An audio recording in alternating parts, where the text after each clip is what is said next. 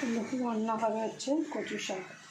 এরকম কচু শাকগুলোকে কেটে নিয়েছি। আর এই হচ্ছে ছোলা, কাঁচা লঙ্কা দিয়ে হচ্ছে সিদ্ধ বসিয়ে দিই। এই কচু শাকগুলোকে সিদ্ধ করে নেবো, তার জন্য প্রেশার কুকারে নিয়ে নিলাম। আর ওর মধ্যে দেবো হচ্ছে তোমার কাঁচা ছোলা বেশি করে দেবো হচ্ছে লঙ্কা আর দিয়ে সব কচু শাকগুলোকে আগে সিদ্ধ করে নেবো প্রেশার কুকারে। কচু শাকটা সিদ্ধ করে নিয়েছি।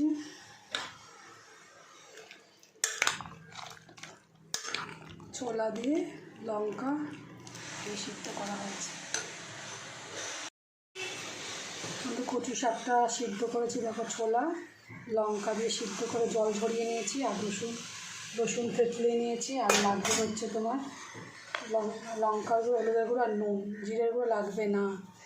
এই দিয়ে করবো হচ্ছে তোমার ছোলা দিয়ে হচ্ছে কচু শাকটা ফোড়নে দেবো হচ্ছে কালো জিরে।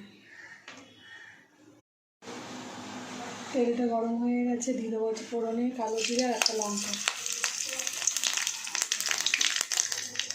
দিয়ে দেবো হচ্ছে রসুন দিয়ে লাল করে ভেজে নেবো।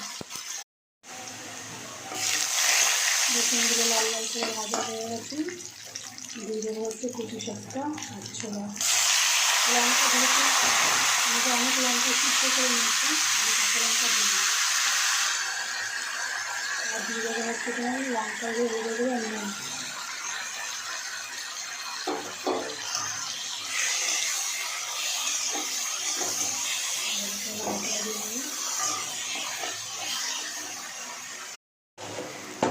আর দিয়ে দেবো পরিমাণ মতো একটু চিনি।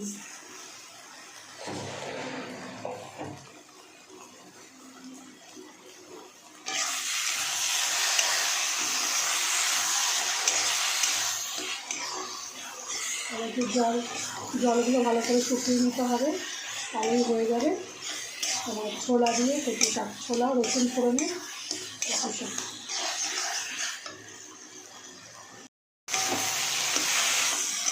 কচু শাকটা হয়ে গেছে। ছোলা রসুন ফোড়নে ছোলা দিয়ে কচু শাক রসুন ফোড়নে দারুণ হয়েছে, দেখতেও খুব সুন্দর হয়েছে।